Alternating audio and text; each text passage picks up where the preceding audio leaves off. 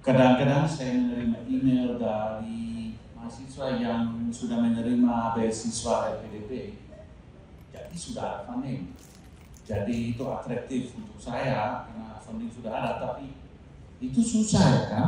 You get an email saying here's one-page research program, I have a TOEFL score like this, and then saya tidak sudah mengetahui apakah ini memang seorang yang bisa baik bekerja, apakah akan selesaikan S3 atau tidak.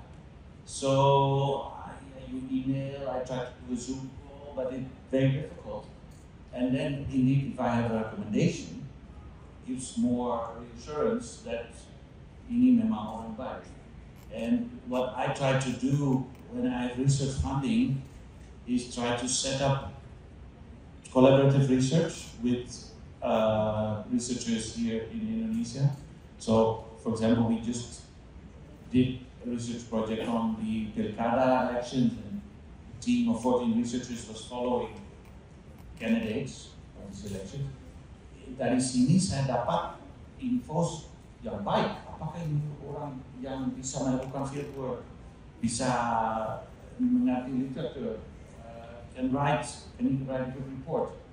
So when from those students I get a request or approach me, then I feel this is a good student to take on. But so secara singkat memang networking itu salah satu drive-nya adalah ketidakadilan dan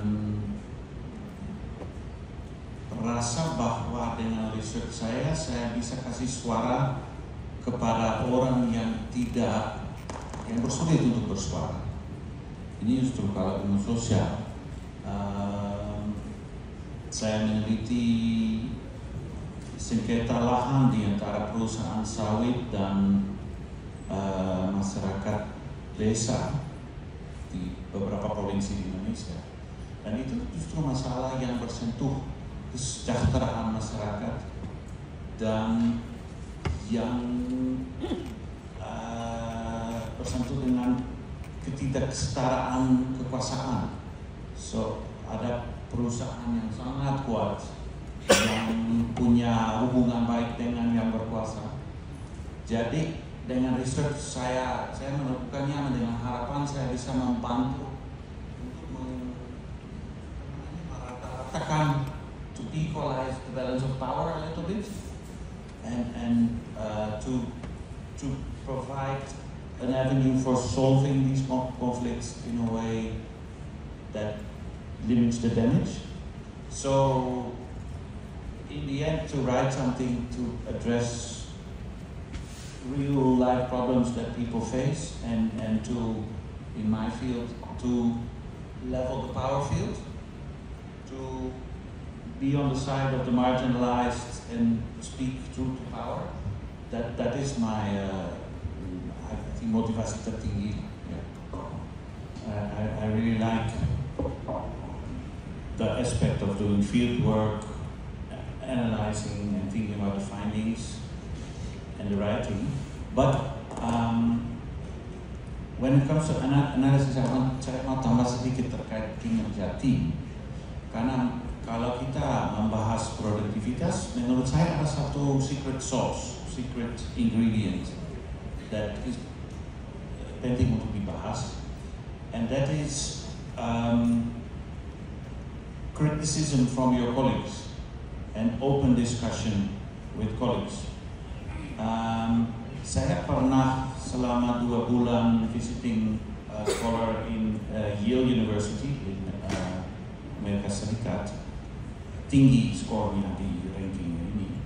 And saya dapat dari sana, salah satu alasan mengapa skornya itu tinggi di sana, itu tidak karena mereka bekerja selama 24 jam, tapi karena mereka sangat berinteraksi dengan kerja atau artikel rekannya. So they had a session where one researcher, senior researcher, would be presenting a paper.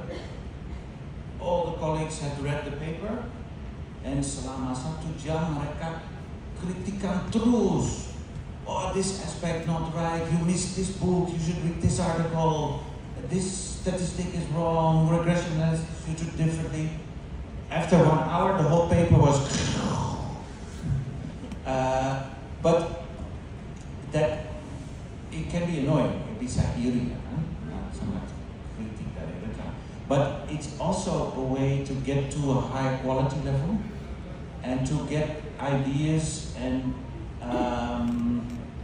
to stimulate each other to write a better paper, so that kalau artikel akan dikirim ke jurnal sudah mudah diterima karena sudah semua hal yang sudah dipikirkan. Artikel sudah tidak bisa dikritikkan lagi karena sudah dapat kritiknya. Dan kalau saya jujur, mungkin memang orang Belanda terlalu terus terang. Maybe they are very direct, tidak tahu sopan. Maybe.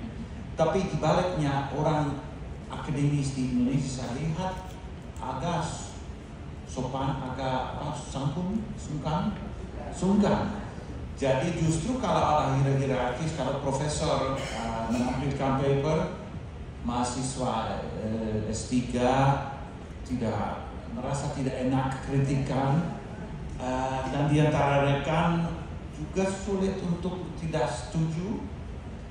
Menurut saya untuk naikkan produktivitas itu juga bagus kalau bisa rantang sedikit diskusi secara akademis, secara konstruktif kritisisme, kan? Tidak hanya kritik karena kritik, tapi konstruktif maksudnya Anda bisa memperbaiki paper kalau Anda melakukan ABC. So menurut saya untuk naikkan produktivitas sedikit mengurangi budaya sungkan sedikit.